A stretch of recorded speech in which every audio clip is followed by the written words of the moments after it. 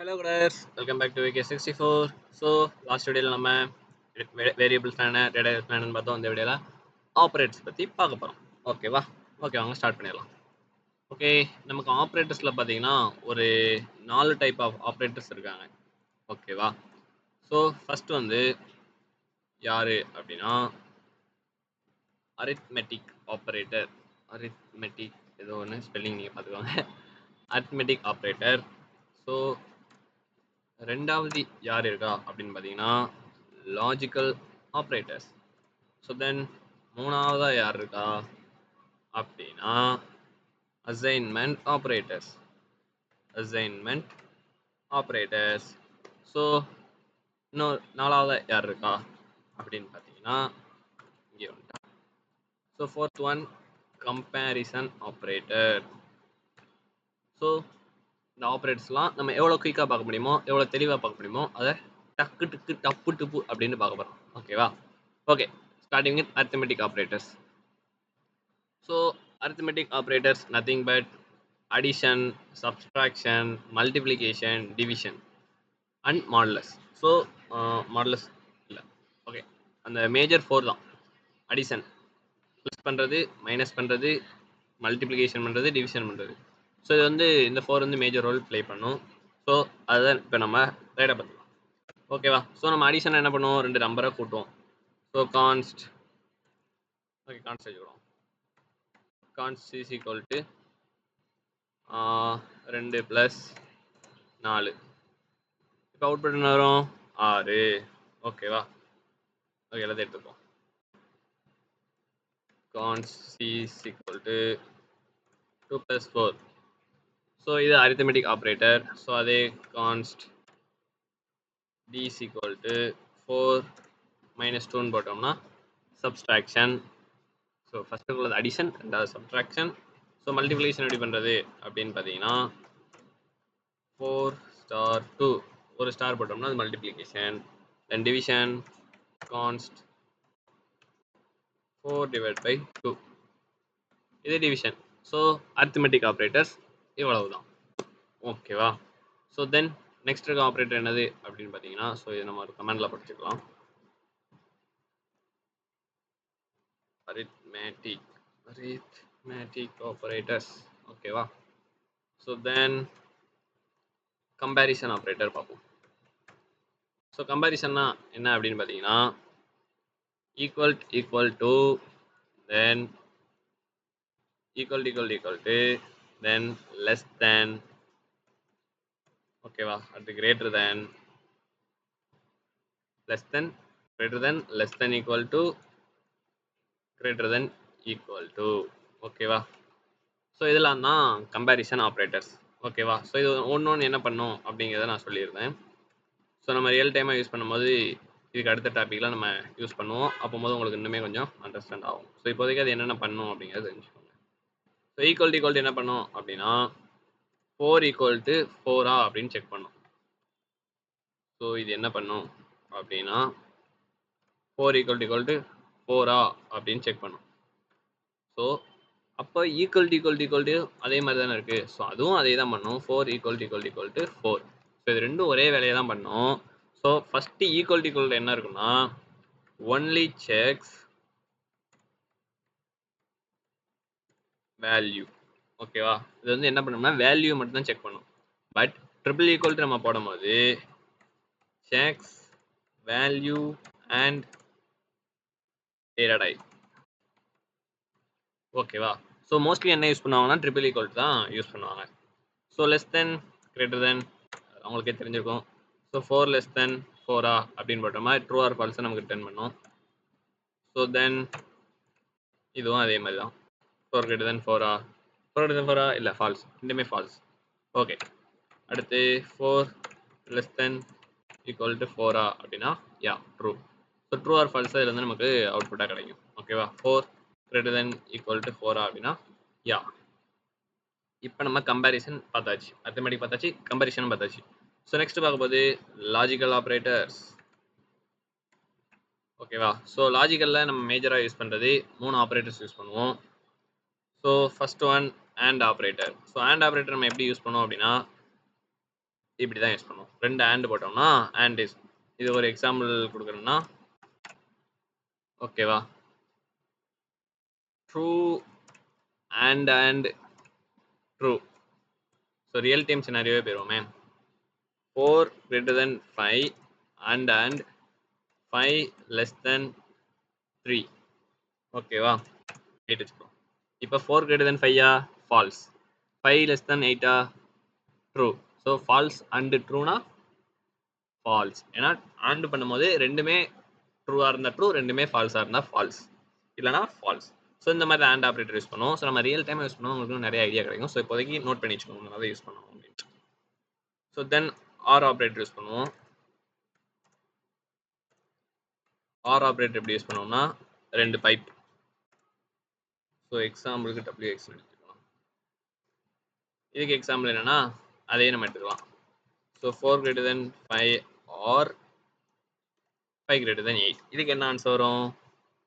ஆரில் எப்படின்னா ரெண்டுமே ட்ரூவாக இருந்தாலும் இல்லை, ஆரில் எப்படி வரும்னா ஒன்று ட்ரூவாக இருந்தாலுமே ட்ரூ தான், 2 ஃபால்ஸாக இருந்தால் மட்டும்தான் ஃபால்ஸ். ஓகேவா. So then another one is not. நாட்னா முன்னாடி இப்படி ஒரு எக்ஸ்க்ளாமேட்டரி சிம்பிள் போட்டுருவோம், அவ்வளோதான். நாட் என்ன பண்ணுமா, ட்ரூவை ஃபால்ஸாக மாற்றும், ஃபால்ஸை ட்ரூவாக மாற்றிடும். ஸோ இது லாஜிக்கல் ஆப்ரேட்டர்ஸ். தென் லாஸ்ட்டாக இருக்கிறது assignment operators.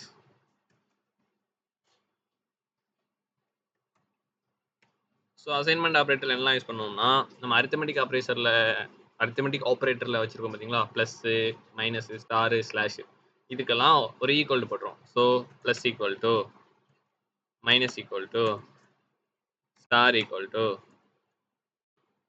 Division equal to. இது என்ன பண்ணோம்னா உங்களுக்கு வந்து இதை கொஞ்சம் எக்ஸ்பிளைன் பண்ணிடுறேன், அப்புறம் கன்ஃபியூஸ் ஆகிடும். நான் ஒன்று எக்ஸ்பிளைன் பண்ணுறேன், நீங்கள் மற்ற ட்ரை பண்ணி பாருங்கள். ஏன்னா இதில் நம்ம நிறைய டைம் போட்டோம்னா இன்னும் நிறைய இம்பார்ட்டன்ட் கான்செப்ட்லாம் இருக்குது. ஓகேவா. ஸோ ஒரு எக்ஸாம்பிள் எழுதிடலாம்.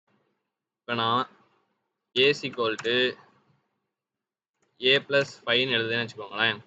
இதுக்கு ஈக்குவலண்ட்டான ஒரு மதிப்பை தான் நம்ம ப்ளஸ் ஈக்குவல் யூஸ் பண்ணும்போது யூஸ் பண்ணுவோம். So a plus equal to 5 போட்டாலும் ஒன்று தான், a equal to a plus 5 போட்டாலும் ஒன்று தான். ஓகேவா. ஸோ இதுதான் அசைன்மெண்ட் ஆப்ரேட்டரோட ஒர்க். ஸோ இந்த ஆப்ரேட்டர்ஸ்லாம் நம்ம எங்கே யூஸ் பண்ணுவோம் அப்படிங்கிறது தான் அடுத்த கேள்வியாக உங்களுக்கு இருக்கும். ஸோ இப்போ நம்ம நார்மலாக அரித்தமெட்டிக் ஆப்ரேட்டர்ஸ்னால் எப்பயும் ப்ளஸ் பண்ணால் மைனஸ் பண்ணால் யூஸ் பண்ணிட்டு இருப்போம். ஸோ அந்த கம்பேரிசன் ஆப்ரேட்டர், லாஜிக்கல் ஆப்ரேட்டர், அதுக்கப்புறம் இந்த அசைன்மெண்ட் ஆப்ரேட்டர்லாம் எங்கே யூஸ் பண்ணுவோன்னு பார்த்தீங்கன்னா ஒரு கண்டிஷனல் ஸ்டேட்மெண்ட், ஒரு ஃப்ளோ, அது உள்ள தான் யூஸ் பண்ணுவோம். ஸோ நெக்ஸ்ட் டாபிக் அதுதான். நெக்ஸ்ட் நம்ம பார்க்க போகிறது இஃப் எல்ஸ் ஸ்டேட்மெண்ட்ஸ். ஓகேவா. மூணாவதாக நம்ம பார்க்க போகிறது என்னன்னா control flow statements. Okay, control flow. ஓகேவா. ஓகே, இப்போ நம்ம இந்த லாஜிக்கல் இதெல்லாம் எழுதணும்னா இதெல்லாம் ரியல் டைமாக யூஸ் பண்ணி பார்க்க போகிறோம். ஓகே, இப்போ வந்து நம்ம என்ன பண்ண போறோம்னா இஃப் எல்ஸ் எப்படி எழுத போகிறோம், இதோட ஃபார்மேட் எப்படி இருக்குன்னா ஸோ இஃப் கண்டிஷன் அது உள்ள ஸ்டேட்மெண்ட்ஸ் இருக்கும்.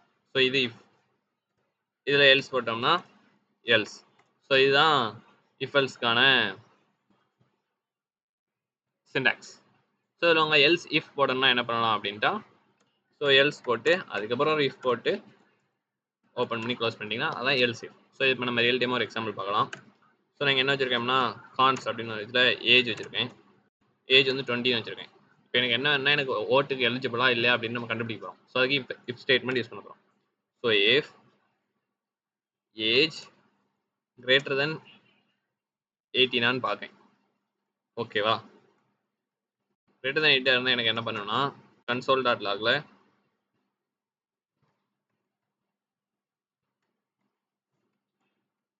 எலிஜிபிள் டு ஓட் அப்படின்னு பிரிண்ட் பண்ணிட்டேன். ஓகேவா. இல்லை அப்படி இல்லைன்னா என்ன பண்ணுறேன், கன்சோல் டாட் லாக்ல you are not eligible to vote அப்படின்னு பிரிண்ட் பண்ண போகிறேன். Not eligible to vote. ஓகேவா. ஸோ பிரிண்ட் பண்ணியாச்சு. ஓகேவா. இப்போ நம்ம போய் அவுட்புட்டை பார்க்கலாம்.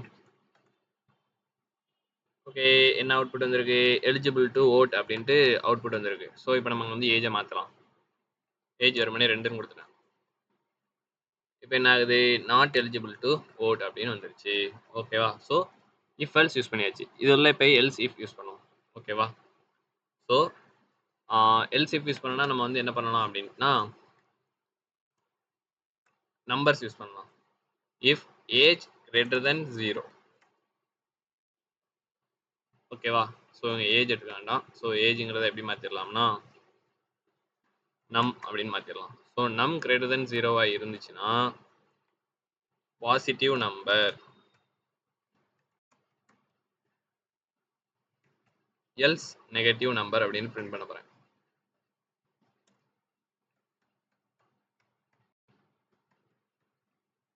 ஓகேவா? 0வோட அதிகமா இருந்துச்சுன்னா பாசிட்டிவ் நம்பர், 0வோட கம்மியா இருந்துச்சுன்னா நெகட்டிவ் நம்பர். ஸோ இப்போ நம்ம அவுட்புட் பார்க்கலாம். என்ன வந்திருக்கு நமக்கு? நெகட்டிவ் நம்பர்னு வந்திருக்கு. இங்க 0 வச்சிருக்கோம். ஆனா 0 நெகட்டிவ் நம்பரா? இல்ல. ஸோ இப்போ நம்ம இங்க எல்ஸ் இப்ப யூஸ் பண்ணலாம். ஓகேவா? ஸோ இங்க நான் என்ன யூஸ் பண்ண போறேன்? எல்ஸ் இஃப் நம் ஈக்குவல் 0வா இருந்துச்சுன்னா எனக்கு கன்சோல் லாக்ல 0 அப்படின்னு பிரிண்ட் ஆகணும். ஓகேவா? ஓகே. இப்போ போய் பார்ப்போம். வந்திருக்கா அவுட்புட்ல 0ன்னு? ஸோ ரிஃப்ரெஷ் பண்றேன். 0 அப்படின்ட்டு வந்துருச்சு. ஓகே. இப்போ இஃப் எல்ஸ் உங்களுக்கு ஓரளவுக்கு அண்டர்ஸ்டாண்டிங் ஆயிருக்கும் அப்படின்னு நம்புறேன். ஸோ நீங்கள் நிறைய ட்ரை பண்ணி பார்க்கும்போது தான் நிறைய சினாரியோஸ்லாம் யோசிக்கும் போது தான் நமக்கு வந்து நிறைய ப்ராக்டிஸ் கிடைக்கும். ஸோ அந்த மாதிரி நீங்கள் யூஸ் பண்ணுங்க. இப்போ நான் எப்படி யோசிக்க போறேன் அப்படின்னா இந்த நம்பரை வந்து நான் இங்கே ஹார்ட் கோர் பண்ணாமல் யூசர்ட்ட இருந்து வாங்கணும் அப்படின்னு நினைக்கிறேன். ஸோ அப்போ என்ன பண்ணலாம் அப்படின்னா அதுக்கு ப்ராம்ப்ட் யூஸ் பண்ணலாம். ஓகேவா? ஜாவாஸ்கிரிப்டில் ப்ராம்ப்ட்னு ஒன்று இருக்குது. ஸோ இப்போ என்ன பண்ணுறேன் அப்படின்னா let num equal to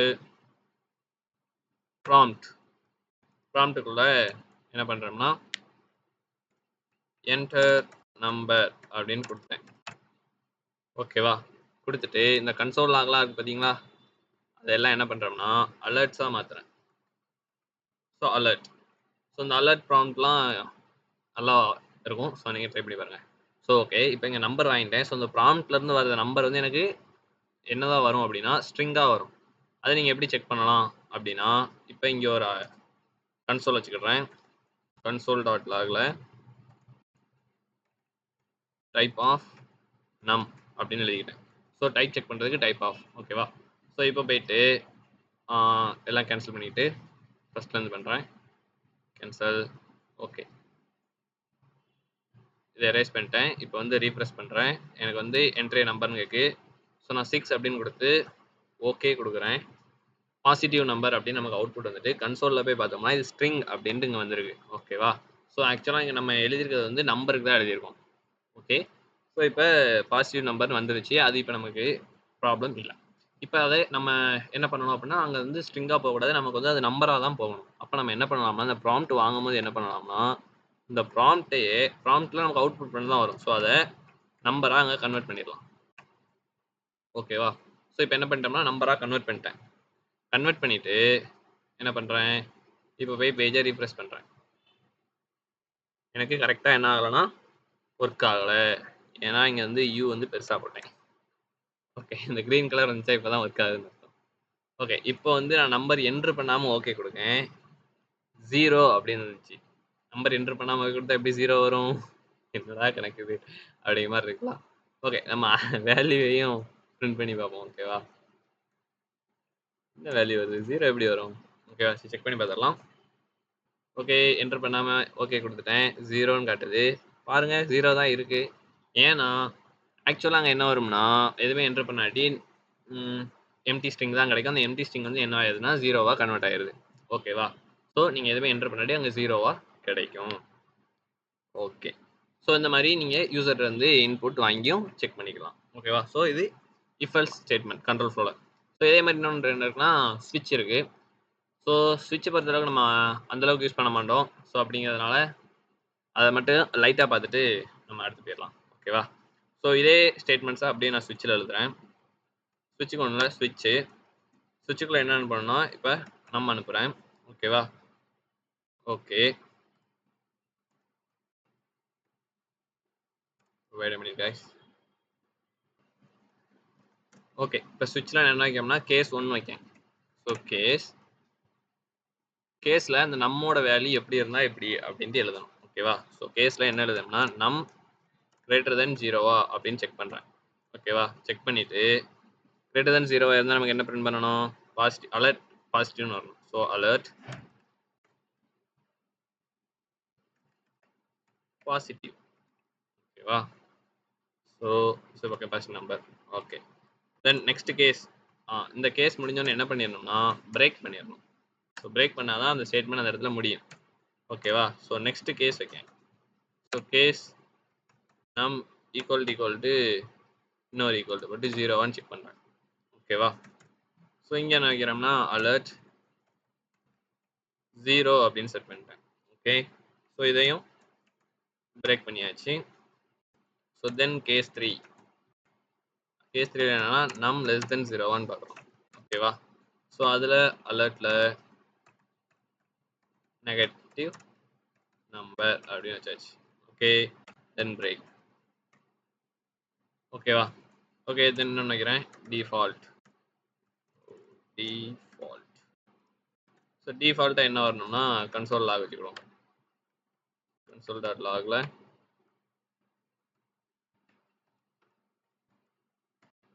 default, அதாவது இந்த கண்டிஷன் எதுவுமே மீட் பண்ணாட்டி டிஃபால்ட் ரன் ஆகும். ஓகேவா? ஸோ இப்போ இந்த இஃப் ஸ்டேட்மெண்ட்டை அப்படியே கமெண்ட் பண்ணிட்டேன். இப்போ இது நமக்கு ஒர்க் ஆகுதா அப்படின்னு செக் பண்ணி பார்க்கலாம். So cancel. ஓகே. ஹெல்ப் பண்ணியாச்சு. கேன்சல். ஓகேவா? ஹெல்ப் பண்ணியாச்சு. இப்போ நான் ரீஃப்ரெஷ் பண்ணுறேன். நம்பர் கேட்குது. 7ன்னு டைப் பண்ணி என்டர் அடிக்கிறேன். என்ன வருதுன்னா டிஃபால்ட் தான் ரன் ஆகுது. ஓகேவா? ஸோ ஆக்சுவலாக இங்கே நம்ம இப்படி என்ன பண்ண முடியாது அப்படின்னா இந்த மாதிரி கண்டிஷன்ஸ்லாம் சுவிட்ச் கேஸ்க்குள்ளே எழுத முடியாது. ஸோ அதனால தான் நான் வந்து இஃப் ஸ்டேட்மெண்ட்டாக உங்களுக்கு ஃபஸ்ட்டாக சொல்லிவிடுதேன். ஸோ அதுதான் நம்ம நிறைய இடத்துல யூஸ் பண்ணிடுவோம். இங்கே நம்ம என்ன யூஸ் பண்ணலாம் அப்படின்னா இது 0வா இருக்கா அப்படின்னு மட்டும் செக் பண்ணிக்கலாம். இது 0னா அது பாசிட்டிவ் நம்பரு. ஸோ அந்த மாதிரி இங்கே வந்து இந்த அந்த நம்மள என்ன வேல்யூ இருக்குது அதை வச்சு மட்டும் தான் நம்ம செக் பண்ண முடியும். ஓகேவா? ஸோ அதனால் சுவிட்ச் கேஸ் வந்து நமக்கு அவ்வளோ ஒர்க் ஆகாது. அதாவது இப்போ உங்களுக்கு செஞ்சு காட்டுறேன் பாருங்களேன். இப்போ இங்கே -6 அப்படின்னு வச்சுருக்கேன். ஓகேவா? இப்போ நான் 0 என்டர் பண்ணால் பாசிட்டிவ் நம்பர் வரும். இங்கே 0 வேண்டாம். 0 வச்சுக்கோ. ஓகேவா? இப்போ நான் இங்கே 0ன்னு என்டர் பண்ணுறேன். பாசிட்டிவ் வந்துருச்சா? அடுத்தது என்னது இருக்குது 6. ஸோ 6 என்டர் பண்ணோம்னா 0ன்னு வரும். வந்துருச்சா? அடுத்து என்னது -6. ஸோ -6 என்டர் பண்ணோம்னா நெகட்டிவ் நம்பர் வரும். ஸோ சுவிட்ச் கேஸ் இந்த மாதிரி தான் யூஸ் ஆகும். அதாவது இந்த ஸ்டேட் மட்டும்தான் இதில் இருக்கும் அப்படின்னு ஒரு ஸ்டேட்மெண்ட் இருக்கும்போது நம்ம சுவிட்ச் கேஸ் யூஸ் பண்ணிக்கலாம். ஸோ மற்ற டைமில் எல்லாமே நீங்கள் எப்பயுமே இஃப் கேஸே ட்ரை பண்ணுங்கள். ஸோ அதுதான் நமக்கு எப்பயுமே ஒர்க் ஆகும், நல்லாவே இருக்கும். ஓகேவா? ஓகே. ஓகே கூட. ஸோ இந்த வீடியோ நம்ம எல்லாம் பார்த்துருக்கோம்னா என்னென்ன ஆப்ரேட்ஸ்லாம் இருக்குது அப்படின்னு பார்த்தோம். ஸோ தென் இஃப் எல்ஸ் பார்த்தோம், ஸ்விட்ச் ஸ்டேட்மெண்ட் பார்த்தோம். ஸோ இந்த வீடியோ உங்களுக்கு புரிஞ்சிருக்கும்னு நினைக்கிறேன். ஸோ புரிஞ்சிருந்துச்சுன்னா லைக் பண்ணிடுங்க, சப்ஸ்கிரைப் பண்ணிடுங்க. ஸோ நெக்ஸ்ட் வீடியோ நம்ம என்ன பார்க்க போகிறோம் அப்படின்னா ஸோ மோஸ்ட் இம்பார்ட்டன்ட் டாபிக்ஸில் ஒன்று தான். ஸோ லூப்ஸ் பற்றி பார்க்க போகிறோம். ஓகேவா? ஸோ லூப்ஸ் வந்து வெரி இம்பார்ட்டன்ட் டாபிக்னு ஏன் சொல்கிறோம்னா நம்ம அதை தான் நிறைய யூஸ் பண்ணுவோம். ஸோ அதனால் நிறைய யூஸ் கேஸ்லாம் இருக்குது. ஸோ நெக்ஸ்ட் வீடியோவை மறக்காமல் செக் அவுட் பண்ணிடுங்க. ஓகே. நெக்ஸ்ட் வீடியோவில் பார்க்கலாம்.